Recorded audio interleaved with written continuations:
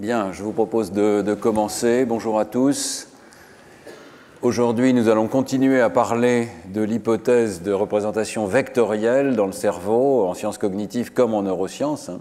Mais nous allons aujourd'hui aborder la question de la représentation des mots et du sens des mots, des concepts derrière les mots. Est-ce qu'on peut généraliser les idées qu'on a vues dans les cours précédents à la représentation des mots? Alors, je vais faire un petit peu de rattrapage tout de même des cours précédents. D'abord, vous dire donc, voilà une sorte d'illustration un petit peu de l'hypothèse à laquelle on est arrivé, qui est bien mis en valeur dans cet article de Sorcher, Ganguly et Sampolinsky. L'idée donc que les aires successives pour les images déplissent des représentations mentales qui sont extraordinairement mélangées ici, dans lesquelles il n'y a pas d'invariance au niveau de l'entrée, par exemple dans l'aire visuelle primaire, extrait progressivement par une série d'opérations linéaires des représentations invariantes et les projette dans un espace vectoriel de dimension assez grande, mais finalement assez modeste par rapport au nombre de neurones qui sont impliqués ici. Dans un réseau de neurones artificiels, il y a 2048 neurones. Dans un réseau de neurones réels, dans une aire cérébrale, on va voir qu'il y aurait plusieurs dizaines de millions de neurones, mais seule une fraction de cet espace gigantesque est utilisée. On peut dire qu'il y a des axes dans cet espace vectoriel et que chaque concept, chaque image, avec une certaine invariance, va être représenté par un prototype, un point dans cet espace, et un nuage d'images autour de ce point.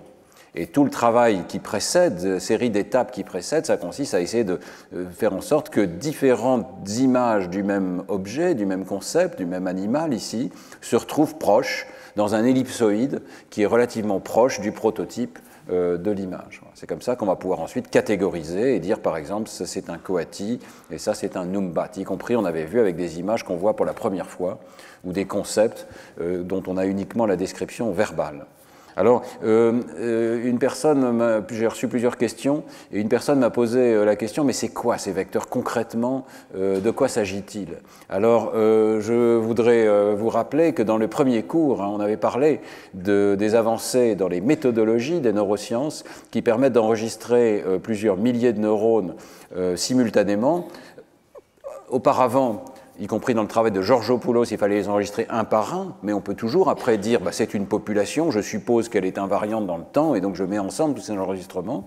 Mais maintenant, avec les neuropixels, par exemple, on peut enregistrer des milliers de neurones simultanément, si on en a plusieurs, et je vous avais montré aussi qu'il est possible de faire des enregistrements optiques et de visualiser l'activité de plusieurs milliers de neurones au niveau calcique, par microscopie, par exemple 2 photons ou 3 photons.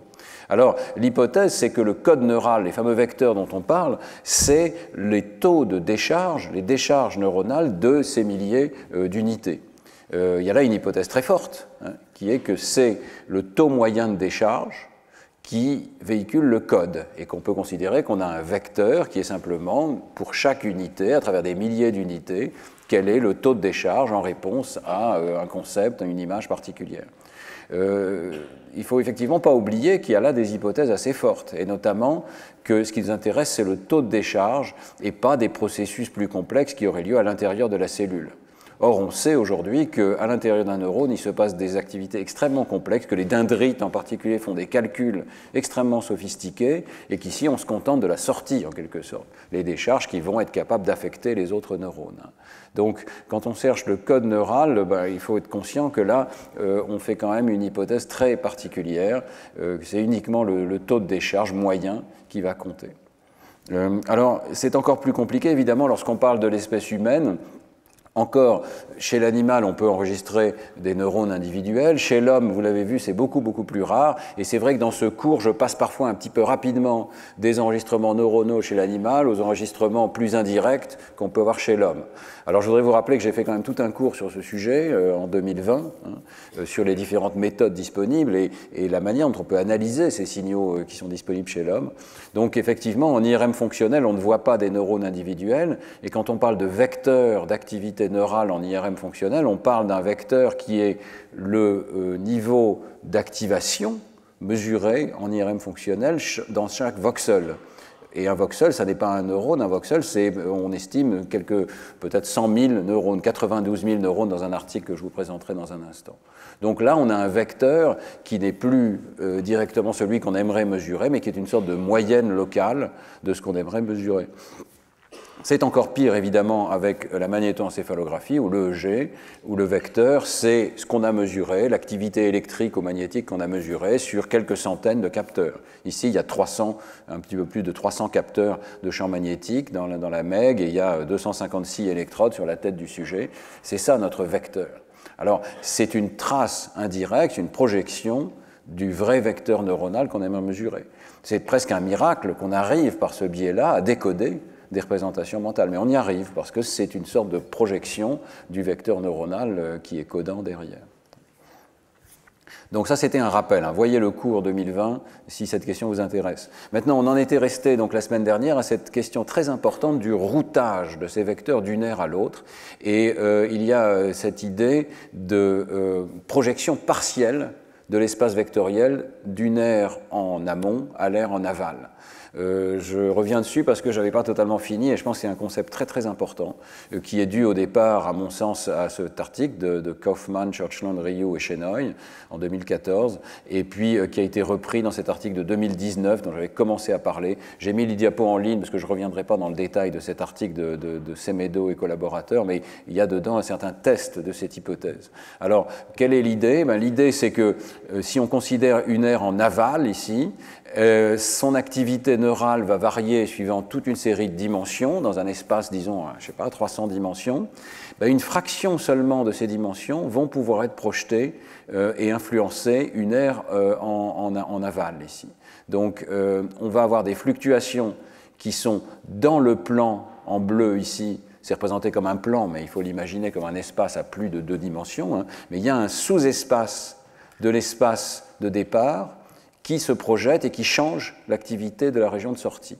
Et puis il y a un sous-espace qui ne le change pas. Et donc si l'activité bouge suivant les dimensions en rouge ici, ça ne change rigoureusement rien à la région de sortie A, mais ça peut changer la région de sortie B. Et les auteurs proposent que c'est une manière de communiquer sélectivement et donc de router l'information, de la véhiculer sélectivement d'une aire à une autre. Voilà. C'est une manière de garder, comme ils le disent ici, certains patrons d'activité privés, cachés, ils ne vont pas être transmis à l'ère suivante, et au contraire, à un moment donné, si on souhaite transmettre quelque chose à l'ère suivante, de projeter les dimensions pertinentes sur les dimensions de sortie. Donc c'est une manière d'avoir une communication sélective. Pour ceux qui connaissent, c'est une hypothèse complètement différente et peut-être beaucoup plus plausible, en tout cas documentée, de l'hypothèse de communication par cohérence, qui était cette idée qu'il faut que 2 régions oscillent ensemble avec des fréquences communes, avec une synchronie. C'était l'idée de Wolfsinger et de plusieurs autres, Pascal Fries, que voilà, il y a besoin d'une cohérence en fréquence pour communiquer. Ici, il n'y a pas du tout besoin de ça, il y a juste besoin de projeter l'information dans le sous-espace vectoriel qui communique avec une autre région. Et donc, ce qui est intéressant, c'est qu'on peut avoir une grande flexibilité. Il y a différents sous-espaces pour communiquer avec la région A et avec la région B. Et ils expliquent qu'on peut changer la communication sans avoir besoin de changer les voies de communication, le sous-espace de communication, mais juste en faisant des projections. C'est ça qu'ils veulent dire, des projections ou des rotations qui transfèrent un vecteur dans l'espace de sortie approprié. Et il y a cette idée tout à fait passionnante qu'en fait, il y a plein de dimensions cachées. Comme l'espace de projection est assez restreint, on va voir dans un instant que ce canal de communication ici est forcément restreint, eh bien il y a plein de dimensions qui ne seront jamais vues à l'extérieur et qui constituent un espace interne, le noyau, ou l'espace nul, dans le sens américain, ici null space, c'est-à-dire toute une série de dimensions qui ne pourront pas être vues de l'extérieur, mais qui peuvent quand même servir à faire des calculs internes. Et je vous rappelle donc juste cet article vraiment très important de Kaufman et collaborateurs, où il montre effectivement que ça se produit comme ça pour la préparation du mouvement. Le mystère, c'était que lorsqu'on prépare un mouvement, il y a plein d'activités dans l'aire motrice, mais ça ne change rien et les muscles n'ont aucune tension particulière. Cette activité ne produit pas de sortie musculaire. Et puis au moment où on dit à l'animal « vas-y, tu peux bouger », d'un seul coup, on voit de l'activité musculaire. Et la manière dont ce paradoxe est résolu par les auteurs ici, c'est de dire qu'il y a toute une dimension qu'on voit ici en diagonale bleue, qui est invisible à la sortie, qui ne se projette pas vers la sortie. Donc il peut y avoir plein de variations d'activité. Tous ces points gris ici correspondent à différents états d'activité, qui correspondent à des préparations de mouvements complètement différents, mais ils ne sont pas vus de l'extérieur, bien qu'ils aient lieu dans l'aire motrice, et c'est seulement lorsque ces vecteurs tournent et vont se projeter sur une direction perpendiculaire qu'on est capable d'avoir une influence sur les muscles. Le même patron d'activité devient disponible pour changer l'activité musculaire. Donc on avait vu comment ils font pour extraire ces dimensions. Il y a un aspect empirique, je trouve extrêmement intéressant, parce qu'on peut appliquer ces techniques à toutes sortes de situations. Dans cet article, ils l'appliquent d'ailleurs eux-mêmes à la communication intracorticale entre l'aire prémotrice et l'aire motrice. Ils montrent qu'il y a la même chose qui se produit. Et donc on voit que dans les dimensions de sortie, la partie de préparation est complètement plate, les signaux ne bougent pas, si on projette uniquement sur cette dimension en vert ici, et c'est seulement au moment où l'animal bouge qu'on voit ces signaux bouger, alors que si on projette l'activité neuronale sur les dimensions qui correspondent à cet espace nul, à ce noyau pour la projection de sortie, eh bien là, il y a beaucoup de variations qui sont significatives, qui codent pour le mouvement à venir, mais qui ne sont pas vues au niveau de l'espace de sortie. Donc c'est un concept vraiment récent, nouveau, très important à mon sens, parce qu'il explique comment on peut communiquer des vecteurs à l'extérieur et comment on peut se servir pour décider à quel moment on communique une information. Alors, je n'ai pas pu m'empêcher de vous montrer ces images magnifiques qui sont issues de Neurospin pour vous dire qu'aujourd'hui, on peut, dans une certaine mesure, quantifier où passe l'information dans le cortex humain.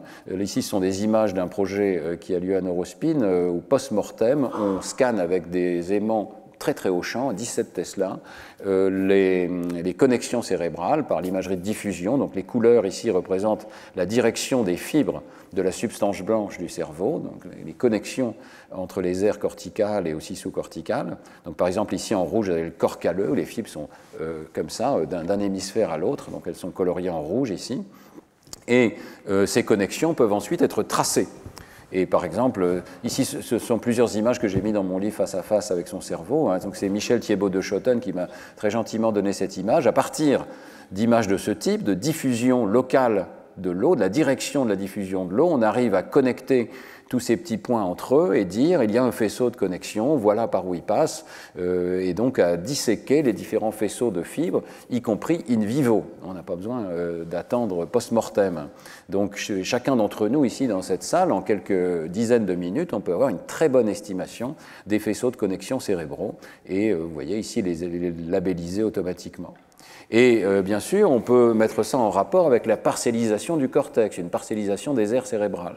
Donc ici, c'est encore une autre image classique, c'est le travail de Glasser et collaborateurs qui est paru récemment dans Nature. C'est plus ou moins la meilleure carte du cortex dont on dispose actuellement en neurosciences cognitives. Vous voyez une parcellisation de la surface du cortex qui a été déplissée aussi par ordinateur. Et donc chacune de ces parcelles est censée correspondre à une aire cérébrale avec une fonction relativement bien définie.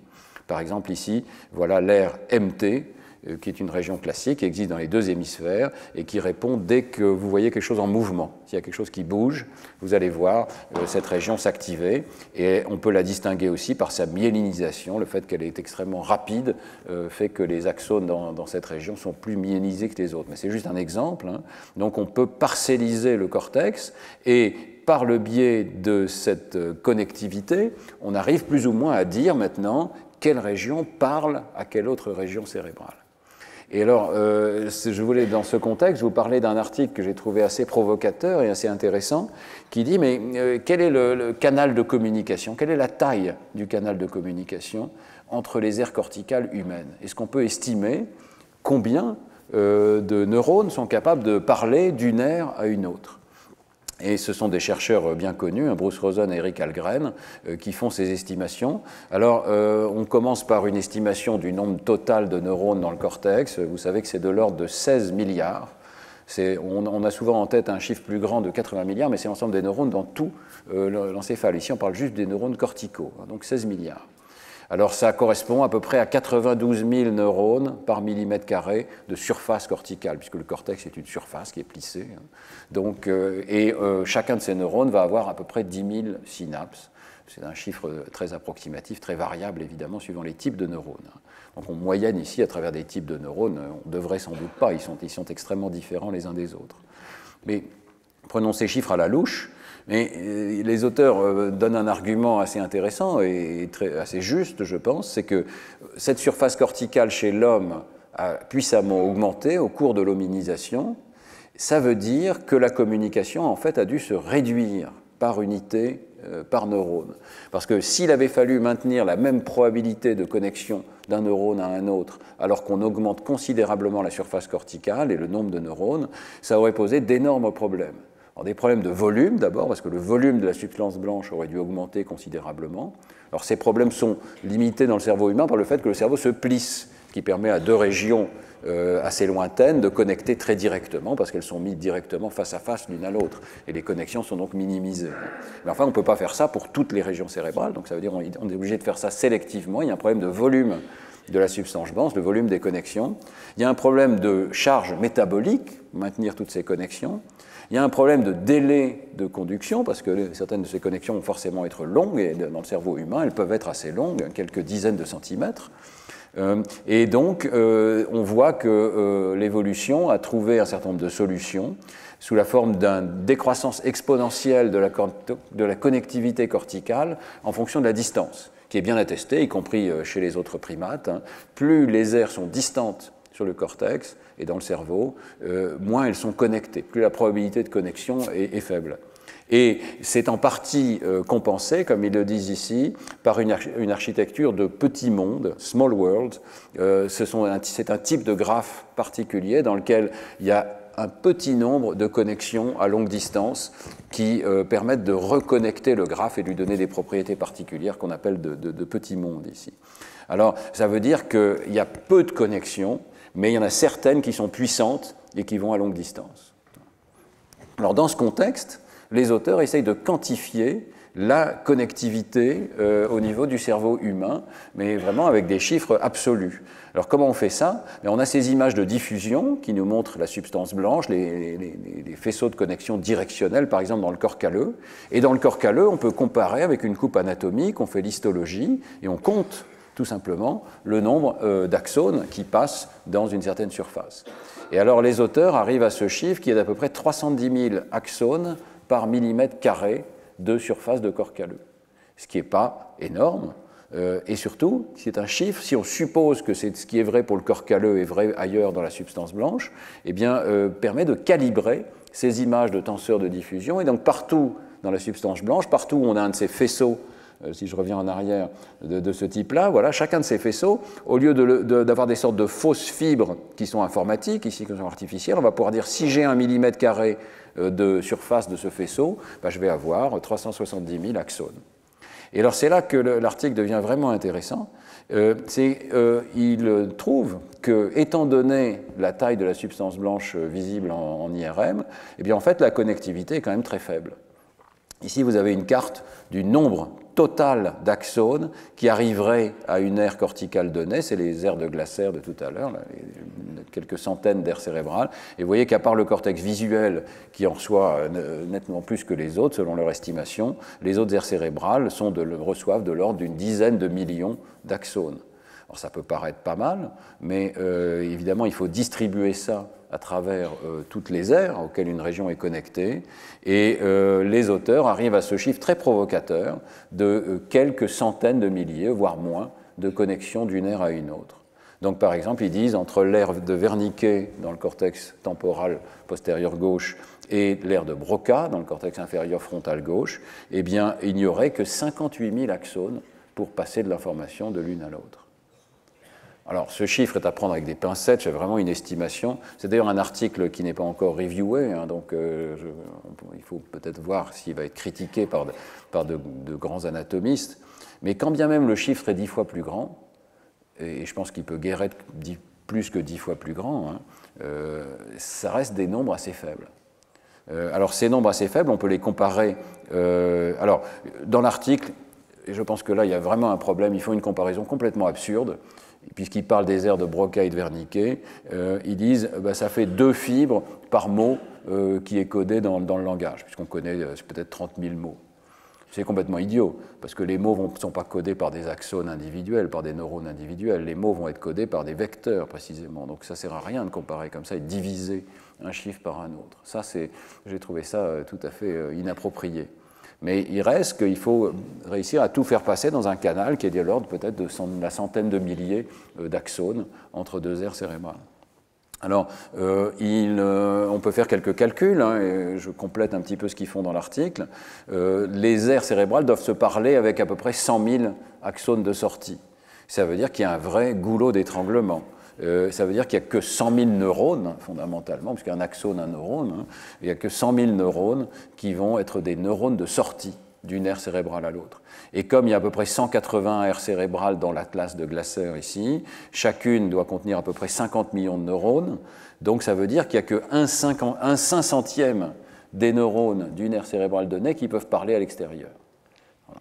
Qui peuvent parler, enfin à l'extérieur, à une autre aire cérébrale particulière. Voilà. Donc c'est pas beaucoup. Hein. Voilà. Alors quelles sont les implications? En fait, on se rend compte que ce n'est pas si difficile à condition que le code soit distribué. Si le code est distribué, c'est pas trop grave. Si c'était un code avec une seule cellule, ce qu'on a rejeté dès le premier cours, hein, ça serait extrêmement compliqué parce qu'il y aurait finalement extrêmement peu de chances qu'une cellule donnée puisse communiquer à l'extérieur. Mais dès que le code est distribué, on va voir qu'il n'y a pas de difficulté énorme. Une fraction du vecteur suffit à véhiculer l'information sur ce vecteur. Et le nombre de codes qu'on peut communiquer reste absolument énorme. On est de l'ordre de 2 puissance 50 000. Tout ça est à la louche, hein. Mais vous voyez, l'ordre de grandeur est absolument gigantesque. Et on peut communiquer 50 000 dimensions factorisées sur l'espace dans lequel une aire donnée travaille. Donc on a vu qu'on pouvait représenter tous les visages avec de l'ordre de 50 dimensions, peut-être un peu plus, mais voilà, c'est toujours des ordres de grandeur. Hein. Donc 50 000, c'est quand même un nombre très grand pour pouvoir parler d'une aire cérébrale à un autre. Et puis, quand même, il y a une implication très claire, c'est qu'il y a un espace nul, il y a un énorme espace interne à une région cérébrale qui permet de faire des calculs sans que ce soit communiqué à l'extérieur. Donc l'hypothèse de Kaufman, Churchland, Shenoy, etc., est réaliste. Elle est même presque imposée, et elle est peut-être même encore plus vraie dans le cerveau humain.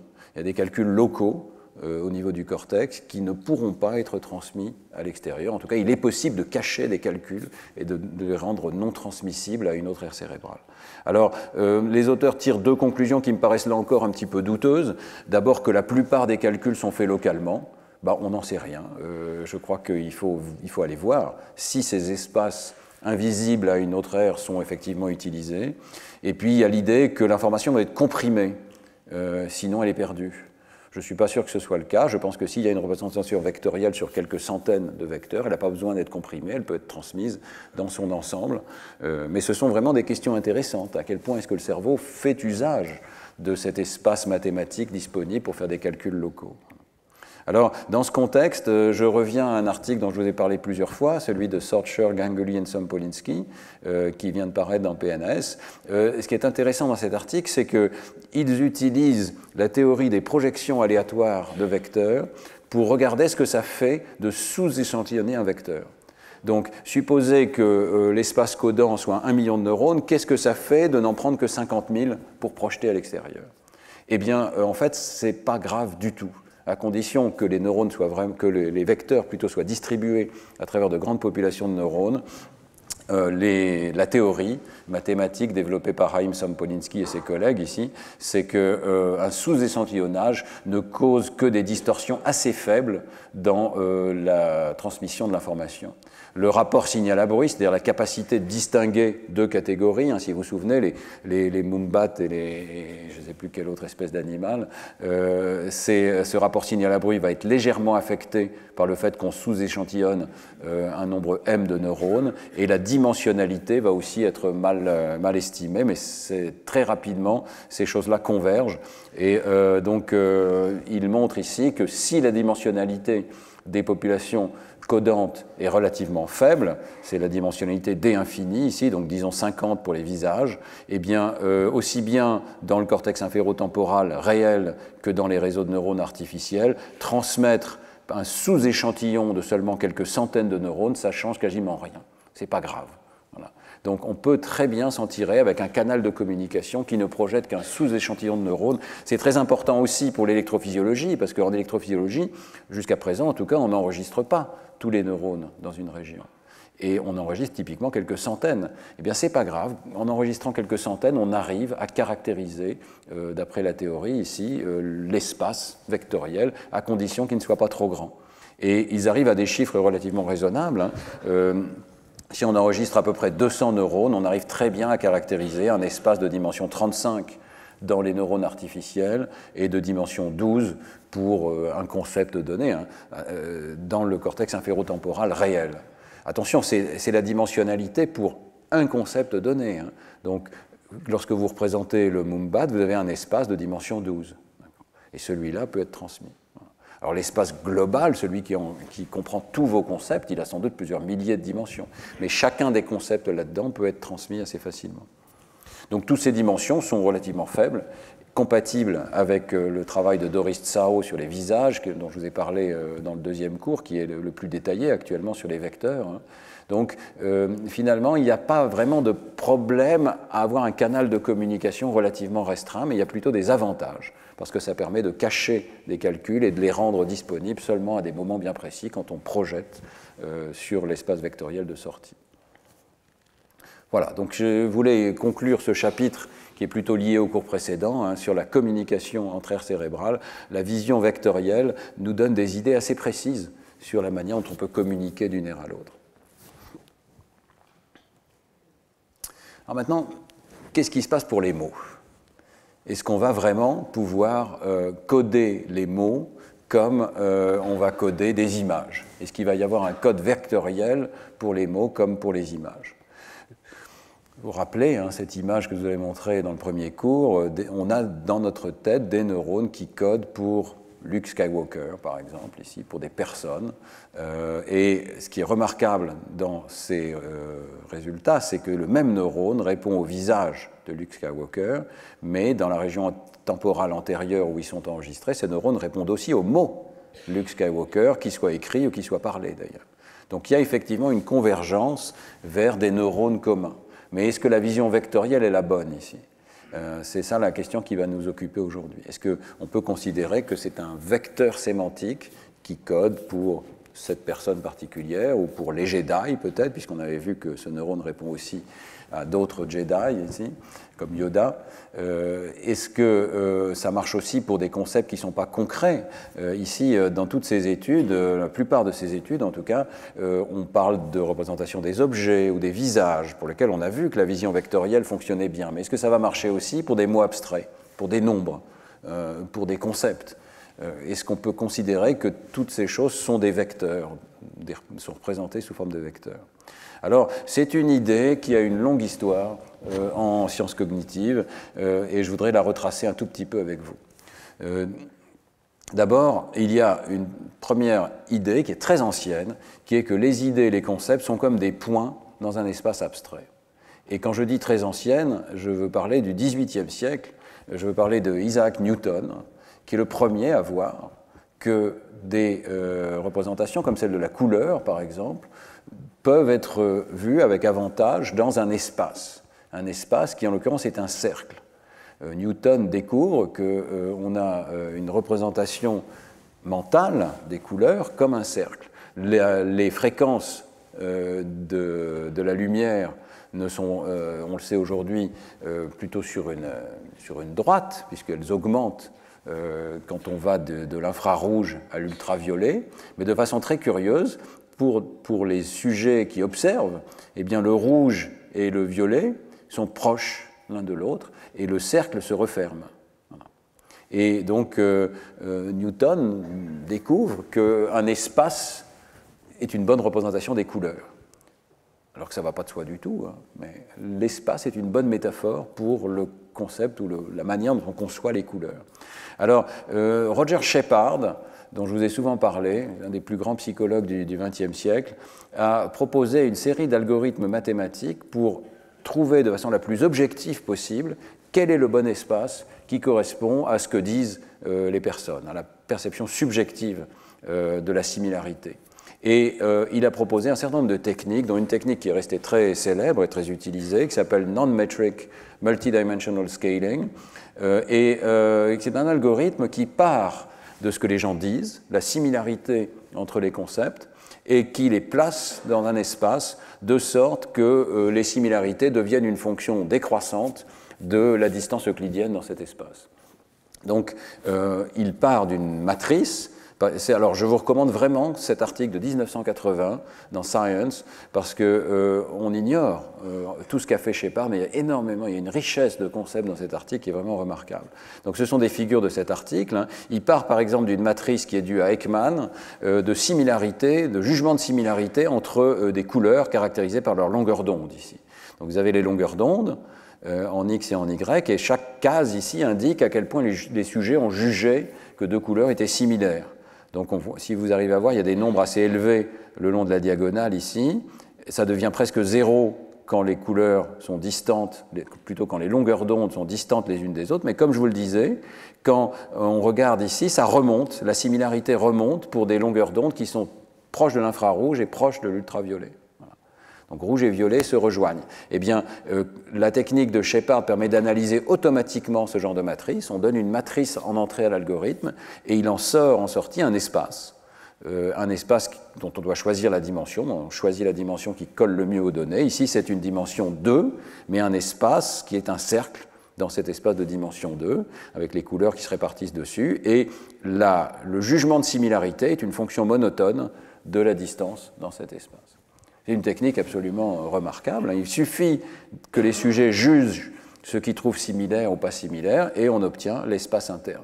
Mais c'est un espace abstrait, c'est un espace psychologique, c'est un espace dont on ignore la réalité physiologique pour l'instant. C'est une sorte de visualisation de ce que les sujets donnent comme jugement dans un espace vectoriel. Alors, dans l'article de Shepard, il s'amuse à faire ça pour toutes sortes de données. Par exemple, ici, c'est des données, sans doute issues de l'armée, sur la manière dont on confond les codes Morse. Alors, il y a une énorme matrice, vous voyez, avec toutes les lettres et tous les chiffres en Morse et les taux de confusion. Et vous voyez que ces taux de confusion peuvent être placés, enfin, permettent plutôt de placer chacune des lettres et des chiffres du code Morse dans un espace qui est très régulier, qui a beaucoup de sens, dans lequel on voit tous les caractères qui ont 1, 2, 3, 4, 5 traits ou points du code Morse. Donc les plus simples sont ici en bas. Et le code Morse est malin parce qu'il attribue aux lettres fréquentes des codes plus simples. Et puis vous voyez, donc il y a un premier axe qui est le nombre ici, puis un deuxième axe qui est le nombre relatif de points et de traits. Et ça organise automatiquement les données de similarité dans un espace comme ça. Autre exemple qui est peut-être plus intéressant du point de vue de la sémantique, et qui montre aussi que Shepard ne s'est pas arrêté à non-metric multidimensional scaling. Ici, il a une autre technique dans l'article de Science pour créer des arbres de similarité. Et lorsque on utilise cette technique qui reconstruit des arbres de similarité, on l'applique aux distances subjectives entre des animaux, une trentaine d'espèces d'animaux. Vous voyez que ça reconstruit une sorte d'arbre de l'évolution des espèces ici, mais automatiquement. Donc, on peut reconstruire un espace à partir des jugements de similarité.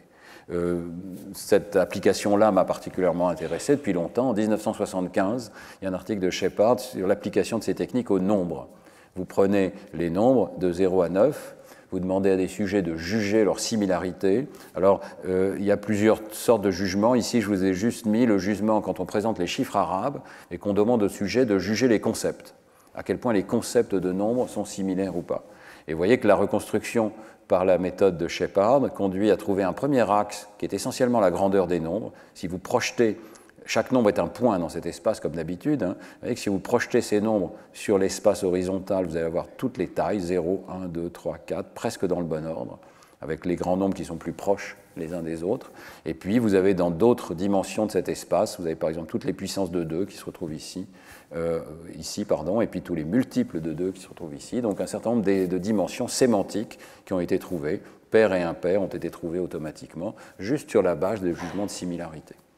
Donc ce sont déjà des espaces des espaces conceptuels qui sont trouvés par Shepard. Mais vous voyez que c'est une analyse purement formelle, ou psychologique, introspective, et la question c'est quelle est la réalité de ces espaces? Est-ce que c'est juste une sorte de visualisation de données? Pour beaucoup de chercheurs en sciences des données, ils connaissent multidimensional scaling comme une manière de visualiser les données, une manière de comprimer les données. Voilà. Et ils ne savent pas d'ailleurs que ça vient de la psychologie et que c'était une hypothèse sur les espaces psychologiques. Mais est-ce que c'est vraiment plausible sur le plan psychologique? Alors il y a une deuxième idée qui est dans la littérature. Je vais faire remonter un article très important de Landauer et Dumaïs, qui est l'analyse sémantique latente, latent semantic analysis. C'est une idée très simple, c'est qu'on peut définir les mots par leur voisinage dans les textes que les humains ont produits. Alors, si on revient un petit peu en arrière, avec le multidimensional scaling, comme je vous l'ai dit, on a besoin de la dissimilarité entre deux concepts. On a besoin que des sujets humains prennent toute cette matrice, tout ce code Morse, là, c'est énorme, 36 par 36, et pour chacune de ces cases, ils doivent juger la dissimilarité entre deux concepts. On doit avoir cette matrice. Donc il faut n au carré mesure introspective des sujets. Il y a une autre proposition qui a été faite, c'est on va simplement lister les traits de chacun des concepts. Par exemple, pour les animaux, on pourrait lister leurs traits sur un certain nombre de dimensions. Il a des plumes, il vole, et on peut le trouver à la cuisine, etc. etc. Et sur la base de cette liste de traits, on aurait une sorte de vecteur sémantique pour les objets. Le problème, c'est qu'il faut que des sujets humains, à nouveau, analysent et donnent leur jugement introspectif sur chacune de ces dimensions. Et puis, évidemment, il faut que ces dimensions elles-mêmes, on les fixe, c'est très arbitraire. Est-ce que je mets il a des plumes ou est-ce que je mets il vole? C'est tout à fait une décision particulière de chaque chercheur. Alors, l'idée de l'analyse sémantique latente, c'est de se débarrasser complètement de ces problèmes, de regarder ce qui se passe dans les textes et de s'appuyer sur une idée qui est due à un linguiste qui s'appelle Firth, John Rupert Firth, en 1957, qui écrit « You shall know a word by the company it keeps ». Vous connaîtrez un mot par son voisinage. Vous connaîtrez un mot par son voisinage. C'est pas bête du tout. Quelle est l'idée? C'est que des mots qui ont des sens similaires ont tendance à survenir dans des contextes similaires. Si vous parlez d'animaux, vous allez utiliser un certain nombre de mots particuliers et ces mots vont former une sorte de sous-espace dans l'espace de tous les concepts possibles. Et donc, dans l'analyse sémantique latente, en fait, on dit que le sens d'un mot, c'est un vecteur dans un espace de haute dimension dont la similarité avec d'autres vecteurs reflète la similarité des concepts dans lesquels ils surviennent. Donc on va simplement se contenter de lister combien de fois un mot est apparu dans tel ou tel ou tel ou tel concept. On va comprimer ces données et le résultat va être un vecteur de fréquence de co-occurrence avec d'autres. Et on dit c'est ça le sens. Ce qui est extraordinaire dans l'analyse sémantique latente, c'est une espèce de réductionnisme forcené. C'est très dur de définir ce que c'est que le sens d'un mot et les gens sont cassés les dents pendant des années, des décennies sur ce que c'est que le sens d'un mot. Et là, on prend une hypothèse incroyablement réductrice, on dit le sens d'un mot, c'est juste une liste de nombres qui dit combien de fois ce mot est apparu avec d'autres, dans tel texte. Voilà. Et comprimer cette liste-là. Donc c'est une hypothèse très forte. Alors, la méthode particulière de l'article, bon, maintenant c'est un petit peu dépassé, je vais vous montrer qu'il y a des techniques beaucoup plus raffinées d'intelligence artificielle aujourd'hui, hein. Mais ça vaut la peine quand même de revenir à cet article, c'est un article vraiment extraordinairement dense. Comme d'habitude d'ailleurs, quand on revient à la littérature primaire, il y a beaucoup plus d'idées qui ont été oubliées dans l'intelligence artificielle récente. Et là, il y a plein d'idées sur le problème de l'induction, en fait. Comment on fait pour apprendre avec si peu d'évidence? Comment on fait pour apprendre des mots dont on n'a jamais vu l'image, par exemple? Vous avez lu des mots, je ne sais pas, il donne l'exemple dans l'article, vous savez qu'à Tahiti, les gens se nourrissaient avec des fruits de l'arbre à pain. Bon, qu'est-ce que c'est qu'un arbre à pain? Moi, j'en ai jamais vu, je ne sais pas ce que c'est, j'ai une vague idée. On arrive à extraire des informations sémantiques extrêmement riches à partir de textes, sans avoir jamais perçu d'informations sensorielles correspondantes autres que le texte lui-même. Et c'est ça, finalement, que les chercheurs essayent de comprendre ici. Donc on pourrait trouver plein d'autres exemples de mots qu'on n'a jamais appris que dans des textes. Un exemple extrême, peut-être, de ça, c'est le cas des aveugles de naissance, qui n'ont jamais vu des objets, qui n'ont jamais vu les couleurs en particulier, eh bien, si on analyse, on s'aperçoit que les aveugles de naissance ont une très bonne connaissance des mots de couleur. Ils savent ce que c'est qu'un mot de couleur. Ils ont réussi à inférer de l'utilisation de ces mots de couleur beaucoup de choses sur leur sens. Donc ici, je reviens à la méthode, hein. Il s'agit simplement de regarder dans des textes, dans des grands corpus, combien de fois un mot survient dans un contexte donné. Alors en pratique, et là on voit que le travail est un peu daté, hein, ils prennent l'encyclopédie Grolier, ils ont une énorme matrice dans laquelle ils mettent 30 473 colonnes qui représentent chacun un chapitre de cette encyclopédie, un paragraphe, et puis 60 768 rangées qui représentent chaque mot, chaque token de mots observés.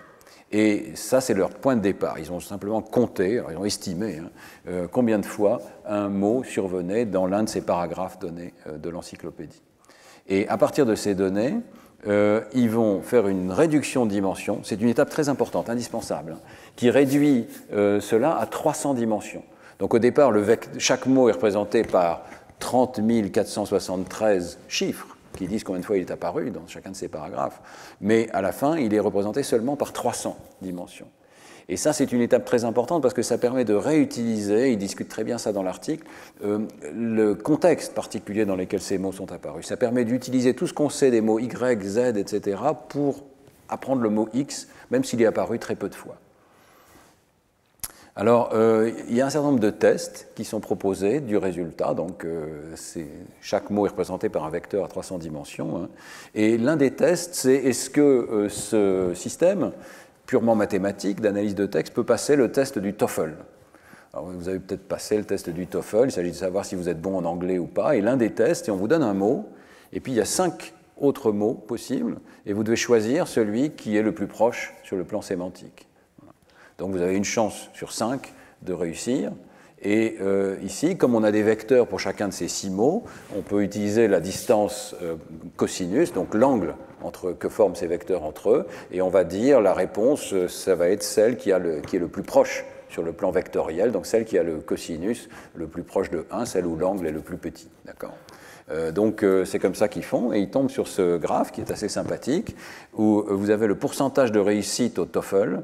Donc je vous ai dit, hein, le hasard serait 20%, et on fait beaucoup mieux que le hasard, on fait de l'ordre de 50%. Ils disent que c'est à peu près comparable à un locuteur étranger. Vous voyez qu'on y arrive pour un certain nombre de dimensions ici, de l'ordre de 300. Donc pour la suite de l'analyse, ils choisissent toujours 300, parce qu'ils trouvent que c'est une bonne manière de comprimer les mots. Si on ne comprime pas du tout, ça ne marche pas, et si on comprime trop, évidemment, tous les vecteurs se ressemblent, et ça ne marche pas non plus. Donc il faut trouver un taux de compression, autrement dit une dimensionnalité de l'espace des mots qui est de l'ordre de 300 ici.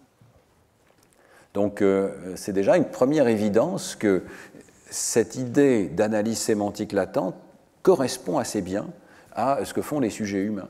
Mais pour la première fois dans cet article, on arrive à donner du sens même à des mots abstraits. Le mot liberté survient dans un certain nombre de textes.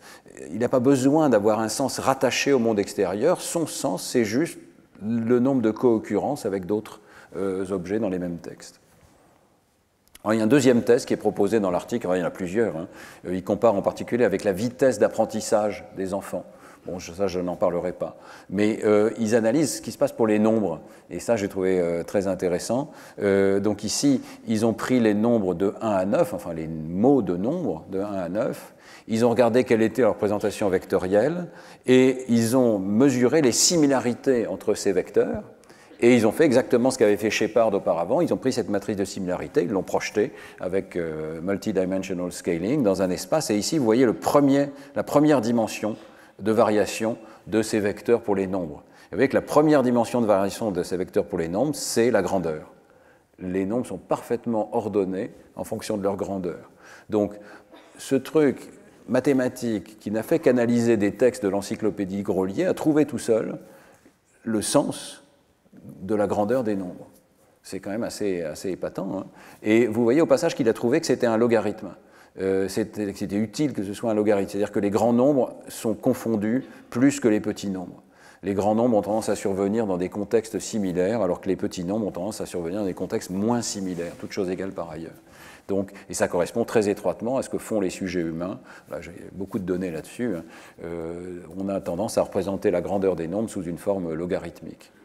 Donc, c'est tout à fait extraordinaire. En 1997, on découvre qu'on peut rendre compte du sens des mots par quelque chose de purement formel. On se débarrasse complètement de la complexité conceptuelle. On se contente de lister des chiffres. Et le sens d'un mot, c'est un vecteur, c'est une série de 300 chiffres dans un espace de haute dimension. Alors, cet article va avoir énormément d'impact et il va conduire à ce qu'on appelle aujourd'hui les embeddings, les word embeddings, c'est-à-dire le fait de placer des mots dans un espace de haute dimension. Et pour beaucoup de gens qui travaillent en intelligence artificielle, le premier article qui montre ça de façon très claire, c'est celui de Mikolov, en 2013, qui propose Word2Vec. Word2Vec, c'est une invention, donc relativement récente, il y a 10 ans, qui est une nouvelle manière de créer ces vecteurs de haute dimension. Mais c'est toujours plus ou moins la même idée. L'idée, simplement, est d'accélérer le calcul, parce que faire une analyse en composantes principales pour comprimer à 300 dimensions une matrice à 30 000 dimensions, c'est quand même un calcul assez compliqué. Et ici, c'est extraordinairement accéléré et on peut passer à des corpus de taille absolument gigantesque. Alors, l'algorithme va trouver le bon encodage vectoriel pour chaque mot en analysant les mots qui surviennent autour de lui dans le corpus. Alors, ça n'est plus dans un paragraphe tout entier, c'est le voisinage dans une phrase donnée. Je vous ai donné un exemple ici. Donc si vous êtes Word2Vec, votre travail consiste à trouver le mot qui manque au milieu de ces mots. Est-ce que vous avez trouvé? J'espère. Il y a peut-être des amateurs de Proust dans la salle. C'est le mot lever. Voilà. Bon, c'est pas très facile parce que là, le contexte évoque vaguement le bonheur, voilà. Et puis peut-être vous connaissez Proust. Mais donc c'est exactement ça que doit faire Word2Vec. Word2Vec. Alors, il y a plusieurs versions, il y a énormément de variétés dans ces algorithmes, on les optimise, etc. Mais il y a en gros deux versions. Une version qu'on appelle Continuous Bag of Words et une version qu'on appelle Skipgram. Elles sont essentiellement symétriques l'une de l'autre. Dans la version Continuous Bag of Words, c'est ce que je vous ai donné là.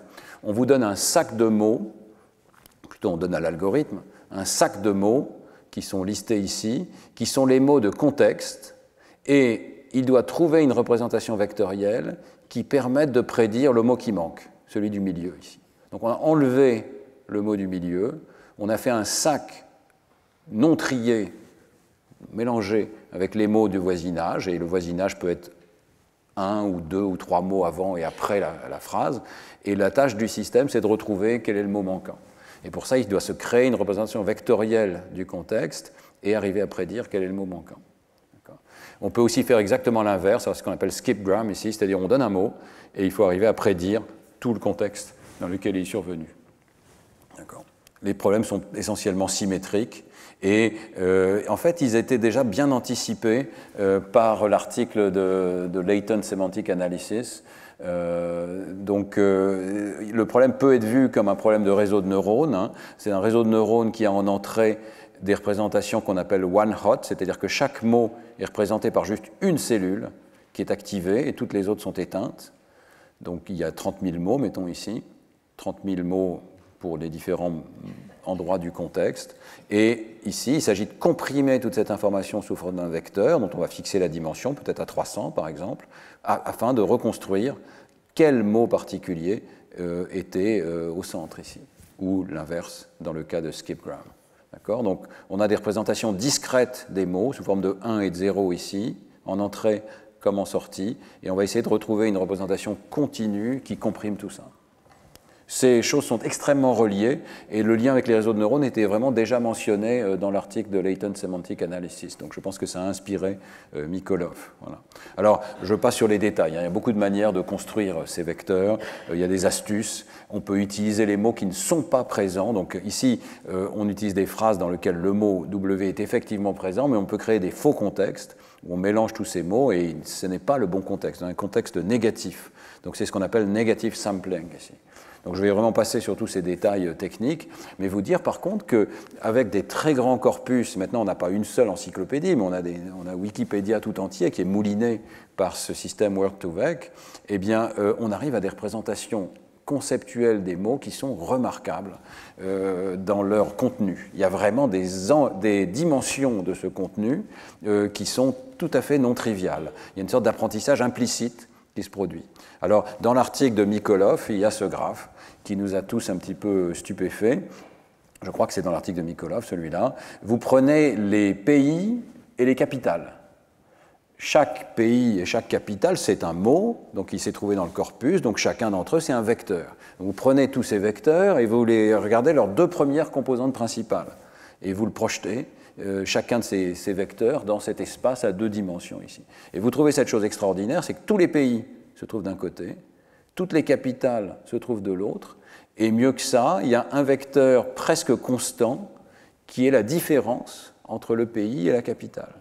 Autrement dit, il existe un vecteur dans cet espace à 300 dimensions tel que si vous prenez un pays et vous ajoutez ce vecteur, vous trouvez sa capitale. En d'autres termes, pour trouver la capitale d'un pays, tout ce que vous avez à faire, c'est prendre le vecteur qui correspond à ce pays et lui ajouter cette question, en quelque sorte, trouve-moi la capitale de, et tac, vous allez trouver tout près de la capitale appropriée. Donc c'est tout à fait étonnant que ce réseau ait trouvé des dimensions sémantiques de ce type-là et des relations sémantiques. Et il y a un calcul vectoriel qui devient possible, qui correspond à un calcul sémantique. Alors, il y a beaucoup d'autres exemples de ça. Je vous ai donné aussi des liens là, vers des textes récents où ça explique très bien comment ça fonctionne. Mais voilà, par exemple, il y a des vecteurs pour la distinction entre homme et femme, ou femelle, féminin, masculin. Donc, vous avez un vecteur pour roi qui est lié avec le vecteur pour reine, de la même manière que le vecteur pour homme est lié avec le vecteur pour femme. Donc la différence permet de calculer un vecteur de féminité, en quelque sorte. Vous avez des vecteurs pour des paramètres non sémantiques, qui sont plutôt syntaxiques. Par exemple, le temps des verbes. Walking et walked sont des tokens différents, complètement différents en entrée de ce réseau. C'est important de comprendre que lorsqu'on entraîne ce réseau, walking et walked, ça pourrait être des choses complètement différentes. Mais le réseau a trouvé qu'ils étaient très proches dans cet espace de haute dimension et que la seule différence entre eux, c'est un petit vecteur qui a la même différence qu'entre swimming et swam. Donc c'est vraiment quelque chose de pas évident à trouver automatiquement. Et puis vous avez encore d'autres exemples, donc là les pays et les capitales, etc. Alors, il y a encore d'autres méthodes pour faire ces embeddings, donc on ne peut pas ne pas mentionner GloVe, qui est une avancée importante. Je vais passer rapidement, je vous laisserai les diapos, mais l'intuition ici, c'est que GloVe cherche à trouver les ratios, les rapports de probabilité de co-occurrence entre les mots. Donc, comme beaucoup d'autres articles, il donne un exemple ici. Si vous regardez la probabilité que, étant donné qu'il y a le mot glace ici, vous ayez le mot solide ou le mot gazeux ou le mot eau dans le voisinage, vous voyez que pour la glace, c'est le mot solide qui est le plus probable, et pour vapeur, c'est le mot gaz qui est le plus probable. Et par contre, dans tous les cas, le mot eau est encore plus probable que les autres. Donc ce n'est pas la probabilité absolue qui compte, c'est la probabilité relative d'observation, d'association avec tel ou tel mot. Et donc ils discutent beaucoup l'idée qu'il faut arriver à un système qui calcule les probabilités relatives, et en fait, ils arrivent, à travers des arguments mathématiques que je vais passer, ils arrivent à l'idée que ce serait bien d'avoir des vecteurs de codage des mots tels que le produit de ces deux vecteurs donne le logarithme de la probabilité de co-occurrence des mots. Voilà. Et alors, c'est un article un peu mathématique, ils définissent ça comme la fonction d'objectif, trouver les vecteurs tels qu'on arrive à cette propriété particulière, qui est le produit scalaire ici de deux vecteurs, correspondent au log de la probabilité de co-occurrence des mots. Suivant cette contrainte, ils peuvent définir, une fois qu'ils ont la fonction d'objectif, ils peuvent définir un algorithme qui va converger vers les vecteurs qui ont cette bonne propriété et qui va donc coder une certaine forme de sens parce que, comme on le voit dans ce tableau, les ratios, les rapports de probabilité ont une certaine notion de sens. Alors je passe sur les détails, mais là encore, les résultats sont absolument extraordinaires. Sur le plan ça fait sens en quelque sorte, ces vecteurs font sens. Donc vous avez ici des vecteurs à nouveau pour féminin, masculin. Vous avez plein d'exemples, femme, homme, et reliés par presque le même vecteur que héritier, héritière, ou bien sir, madame, ou bien roi, reine, ou bien empereur, impératrice, etc. Tous ces mots ont été placés au bon endroit pour que leur relation vectorielle, la différence de ces deux vecteurs, fasse du sens. Et vous avez un autre exemple ici qui est intéressant, c'est les superlatifs. Slow, slower, slowest. Short, shorter, shortest, etc., etc. Le réseau ne savait pas au départ que ces mots avaient la moindre relation entre eux.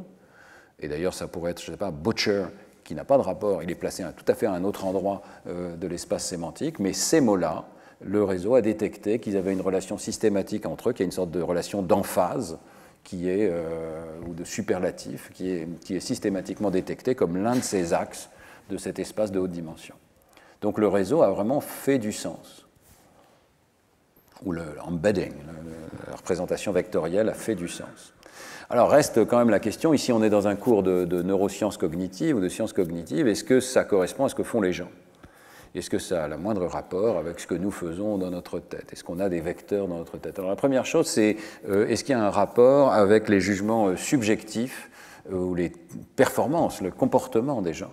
Et là, on a cet article de Pereira, relativement récent, avec Matthew Botvinnik et Sam Gershman et Ritter. Il compare toute une série de représentations vectorielles des mots, en vertical ici, avec toute une série de performances humaines. Et on retrouve ici le fameux TOEFL, qui est d'ailleurs l'une des choses les plus discriminantes qui soit, et puis d'autres tests fournis par Google de similarité. Donc ici, sur l'axe horizontal, ce sont les jugements humains, et sur l'axe vertical, ce sont les représentations vectorielles de ces jugements, ou plutôt la performance que l'on atteindrait avec différentes représentations vectorielles. Tout en haut, vous avez Latent Semantic Analysis, différentes versions de propositions similaires, et en bas, vous avez GloVe et Word2Vec. Voilà. Et vous voyez que GloVe et Word2Vec arrivent à prédire remarquablement bien, arrivent à avoir des performances remarquables sur ces tests de type TOEFL, etc., sur les tests de jugement de similarité ou de synonymité des mots. Et vous voyez aussi l'amélioration remarquable des performances. On n'était déjà pas mauvais avec Latent Semantic Analysis, mais en 25 ans de progrès, on est passé vraiment à une excellente performance sémantique avec des corpus qui sont gigantesques. C'est ça qui permet à l'intelligence artificielle, en partie, d'avoir des performances remarquables. C'est qu'en analysant nos textes, par une approche purement mathématique, on arrive à retrouver du sens. Alors, on peut aller encore un petit peu plus loin et récupérer des traits particuliers. Et là, il y a un article que j'ai trouvé intéressant, toujours avec Pereira et Fedorenko, ici, 2022. Comment récupérer des dimensions sémantiques particulières des mots. L'idée est très simple. On va peut-être regarder tout de suite la vidéo, si elle veut bien démarrer. Voilà. Là, vous avez un espace vectoriel qui est très grande dimension, où vous avez mis tous les animaux. Donc voilà le nuage des animaux. Puis vous cherchez à savoir lesquels sont petits et lesquels sont grands. Vous allez regarder l'axe petit-grand, projeter tous les animaux sur cet axe, et ils vont être triés depuis les petits animaux jusqu'aux grands animaux. La baleine est à droite, l'orque est à droite, et le moustique ici est à gauche. Alors, c'est ça l'idée des auteurs ici, c'est que comme tout est un vecteur, le mot petit et le mot grand sont des vecteurs. Ces vecteurs, on peut les relier par une droite, ici, ce sont des points dans un espace vectoriel, il y a une droite. Cette droite est un axe qui dit la différence entre petit et grand. Qu'est-ce qui se passerait si je projetais tous les autres concepts sur cet axe? Donc, au lieu d'être des points dans un espace à 300 dimensions, ils deviennent des points sur une droite. On ne garde qu'une seule de ces dimensions, mais une dimension qui est savamment choisie. Eh bien, ça marche remarquablement bien. Ce n'est pas parfait, la souris est plus petite qu'une fourmi, là. Mais c'est quand même tout à fait remarquable qu'il existe un axe. Et vous voyez qu'ici, ce qui est intéressant, c'est qu'on n'a même pas besoin de l'apprendre, cet axe, puisque je connais déjà les mots petits et les mots grands. Je n'ai pas besoin d'aller chercher dans cet espace de très haute dimension quelle est cette droite. Je l'ai déjà. C'est la droite qui relie les mots petits et les mots grands. Alors bien sûr, je pourrais faire de l'apprentissage, et peut-être je ferais un petit peu mieux si je faisais de l'apprentissage et que j'essayais de déterminer cette droite. Mais là, je l'ai gratuitement, en quelque sorte, simplement parce que je connais le sens, donc les vecteurs, des mots petits et des mots grands. Alors, Fedorenko et ses collègues appliquent ça à toute une série de dimensions et ils montrent que ça marche quand même vraiment pas mal. C'est pas parfait, hein, et je pense qu'un peu d'apprentissage supplémentaire ferait sans doute encore mieux. Hein. Mais voilà ce que ça donne. Donc, par exemple, vous pouvez prendre tous les animaux, mais pas seulement les classifier en fonction de leur taille, petit ou grand, mais les classifier en fonction d'autres dimensions. Par exemple, est-ce qu'ils sont dangereux ou pas? Pas dangereux jusqu'à dangereux. Et vous pouvez les classifier en fonction du fait qu'ils soient mouillés ou pas. Sec ou mouillé, d'accord, et plein d'autres dimensions. Et vous voyez que les mêmes animaux vont être projetés à des endroits différents, dans des ordres différents. Le tri va être différent suivant les axes selon lesquels on projette les mêmes vecteurs. J'espère que ça enrichit votre intuition. Hein. Ces vecteurs existent dans des très hautes dimensions, mais il y a plein de manières de les projeter. Et suivant la manière dont on les projette, eh bien, on va les trier dans des ordres différents. Alors, de la façon exactement inverse, vous pouvez avoir le même axe petit-grand, ou pardon, ici c'est la dangerosité, donc dangereux et safe. Comment on dit safe en français? Sûr, pas dangereux. Je crois que malheureusement en français on a tendance à utiliser la négation, donc dangereux, pas dangereux. Eh bien, vous voyez qu'on a pu projeter tous les animaux sur cet axe de dangerosité. Le tigre a été assigné à la plus grande dangerosité, mais on peut aussi prendre le même axe exactement et projeter les villes. Et on va voir que Detroit et Bagdad sont dangereuses et que Vienne et Venise ne le sont pas. Et puis le même axe va permettre de projeter même des créatures mythologiques, des choses qui n'existent pas, mais le diable ou le démon sont plus dangereux qu'une fée ou qu'un ange. Donc on voit que ces axes sont une grande généralité. Et marche à travers plein de concepts différents. Alors, c'est un article de Nature Human Behavior, ils ont plein de données, ils ont collecté des jugements de dangerosité, des jugements de taille, etc., pour toutes sortes de dimensions, pour plein de mots, et ils montrent que ça marche relativement bien. Vous voyez ici en gris, ce sont les endroits où ça ne marche pas bien. Donc, les endroits où le tri par la machine ne correspond pas bien au tri par les humains. Mais pour beaucoup de ces cas, vous voyez que les deux correspondent assez étroitement. Autrement dit, la machine a reconstitué des axes sémantiques corrects. Voilà. Alors ensuite, il y a la question de savoir si ça correspond à ce que fait le cerveau. Est-ce qu'on peut trouver dans le cerveau des axes qui correspondent à ces vecteurs? Il y a beaucoup d'articles, je vois que le temps est passé plus vite que je ne le pensais, mais je vais quand même vous parler au moins de cet article récent, 2022, de Fernandino, avec Tong, avec Jeff Binder, qui est quelqu'un qui travaille beaucoup sur ces sujets, et que je trouve l'un des plus intéressants. Ils vont essayer de mesurer les réponses d'IRM à chacun de plusieurs centaines de mots, et dans une tâche sémantique. Ici, il demande au sujet de juger à quel point il rencontre fréquemment l'entité correspondante dans leur vie quotidienne.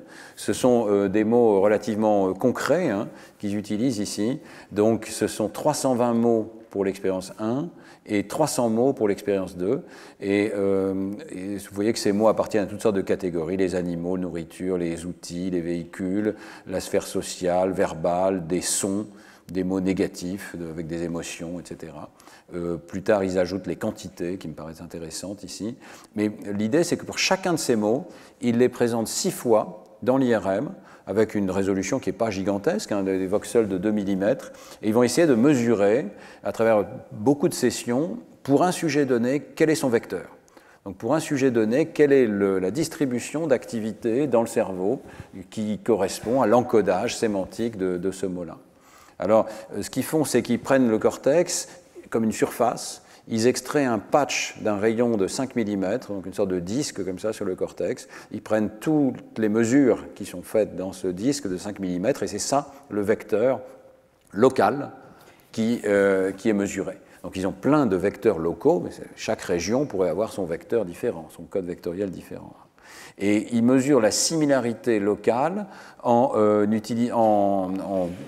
faisant le produit cartésien, le produit scalaire de ces vecteurs entre eux, ce qui donne cette matrice de similarité donc mesurée dans une aire cérébrale, et ils le comparent avec la similarité obtenue par Word2Vec, par exemple.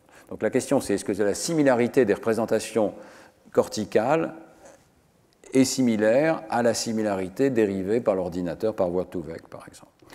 pour être sûr que ça ne puisse pas être dû à des paramètres non sémantiques, il rajoute plein d'autres matrices qui correspondent à des similarités fondées sur le nombre de lettres, le nombre de phonèmes, le nombre de syllabes, la fréquence des bigrammes, la fréquence dans le lexique, le voisinage phonologique, etc., etc. Donc on arrive à un résultat qui est très propre. C'est toutes ces aires cérébrales ici, leur couleur indique à quel point Word2Vec, cette représentation vectorielle des concepts, a réussi à prédire la similarité des images d'IRM. Donc, si c'est en rouge, ça veut dire que dans ce petit patch de cortex ici, il y a une variation à travers les voxels qui ressemble à la variation à travers les vecteurs de Word2Vec.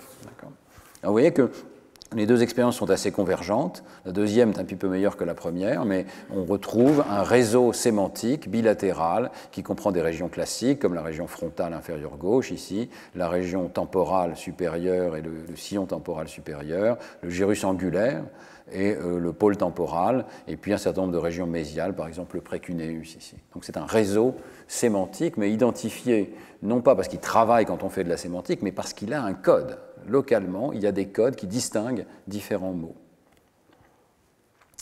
Dans l'expérience de Fernandino et collaborateurs, ce qui est intéressant, c'est qu'ils ne sont pas non plus des fans de Word2Vec. Donc là, on a vu la carte de Word2Vec. Ils disent, mais peut-être qu'on peut faire mieux que Word2Vec, et pourquoi on ne ferait pas mieux en demandant au sujet. Donc ils obtiennent des jugements qu'ils appellent de experiential semantic similarity, la similarité expérientielle, ce que les sujets éprouvent lorsqu'ils traitent tel ou tel concept. Alors comment ils arrivent à ce vecteur-là? Eh bien, c'est une expérience coûteuse. Pour chacun des 300 mots de l'expérience, ils demandent au sujet de les juger sur 65 dimensions qui ont été choisies à la main. Donc il y a un aspect un peu subjectif là-dedans, des dimensions motrices, sensorielles, affectives. On va demander par exemple, est-ce que le son joue un rôle important pour ce mot-là? Alors il y a des mots comme téléphone pour lesquels le son va jouer un rôle important, et puis d'autres mots comme, je ne sais pas, liberté, pour lesquels le son ne joue pas un rôle important. Les sujets vont juger, et ça va être ça le vecteur d'encodage. Donc c'est une technique un petit peu à l'ancienne, qui consiste à demander au sujet quelles sont les dimensions sémantiques, plutôt que de demander à la machine. Les matrices de similarité sont fortement corrélées. Vous voyez ici la matrice expérientielle à travers les 300 mots, 320 mots pour l'expérience 1, 300 pour l'expérience 2. Et ici, vous voyez la matrice de similarité calculée par Word2Vec. Donc dans les deux cas, on retrouve les catégories. Par exemple, tous les animaux se ressemblent, sont dans le même endroit approximativement de l'espace vectoriel, et c'est le cas évidemment pour les mesures faites par les sujets. Mais il y a quand même des différences. Et ce qui est quand même intéressant, c'est qu'on arrive à mieux trouver les représentations en IRM à partir de ces jugements subjectifs, plutôt qu'à partir de Word2Vec. Donc Word2Vec, c'est pas mal, mais si on veut vraiment modéliser ce qui se passe dans le cerveau, il vaut mieux demander au sujet quelles sont leurs dimensions sémantiques pertinentes. Et que le fit est un petit peu meilleur. Ici, on a des couleurs plus rouges qui indiquent qu'on a mieux réussi à rendre compte des variations d'activité cérébrale, et on a un réseau sémantique. Du coup, devient d'ailleurs plus latéralisé à gauche, vous voyez. Donc c'est plus compatible avec ce qu'on sait, c'est-à-dire que l'hémisphère gauche joue un rôle plus important pour la sémantique des mots. Et là, c'est une comparaison directe des deux, c'est-à-dire une fois qu'on a modélisé ce qu'on pouvait avec Word2Vec, est-ce qu'il reste des dimensions qui sont mieux capturées par les jugements subjectifs, et c'est le cas ici. Donc, plusieurs choses à retenir de cette expérience. Nous avons d'excellentes cartes de la sémantique. Elles sont partiellement prédites par ces modèles vectoriels, mais elles sont mieux prédites par des jugements vectoriels aussi, mais des sujets eux-mêmes. Voilà. Et là, on voit ces différences de prédiction entre l'aspect subjectif, éprouvé par le sujet, et puis l'aspect catégoriel. Alors il y a beaucoup de variations sur ces expériences, je crois que j'y reviendrai la semaine prochaine parce que j'ai encore trop de choses à vous montrer. Rapidement, vous avez un aspect qui est quand même une limite de cette manip ici, de Fernandino, c'est le choix tout à fait arbitraire des concepts qui sont choisis. On a choisi 320, on aurait pu en choisir d'autres. 320, c'est très peu par rapport aux 30 000 mots qu'on connaît. Hein. Puis ils ont choisi des choses concrètes qui peuvent être portées par des noms, des animaux, etc. Alors, le papier de Fedorenko et collaborateurs récents, enfin celui de Pereira, dans Nature Communication, est intéressant parce qu'ils disent non, on va se servir de ces outils d'intelligence artificielle pour essayer d'avoir une carte la plus isotrope possible de toute la sémantique. C'est très ambitieux, évidemment, mais c'est une tentative intéressante. Donc, ils prennent tous les mots, 30 000 mots dans un vocabulaire de base de l'anglais, ils analysent leur représentation vectorielle et ils obtiennent donc des vecteurs GloVe pour ces 30 000 mots, des vecteurs à 300 dimensions, et ils utilisent un clustering pour créer des endroits de cet espace sémantique, et ils en retiennent 200, qui couvrent donc de façon complète la carte de la sémantique. Donc on trouve ici des choses beaucoup plus abstraites comme la personnalité, on trouve des adjectifs comme dangereux, vous voyez, on trouve toutes sortes de dimensions, et c'est une toute petite vue de la carte complète de la sémantique qui est fournie par Pereira et collaborateurs. Donc j'ai trouvé au moins cette approche-là intéressante, essayer de faire une carte complète, parce qu'on pourrait penser que la cartographie qui est faite dans l'article de Binder et collaborateurs est partielle, ne montre pas toute la sémantique.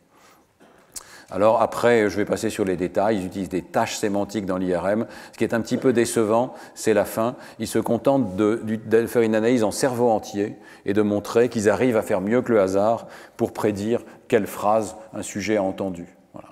Donc, vous sachiez que ça existe quand même. On arrive sur la base de ces représentations vectorielles à faire beaucoup mieux que le hasard pour prédire quelle phrase le sujet a entendue. Étant donné l'activité cérébrale, on peut prédire, on peut revenir à ce que le sujet a entendu.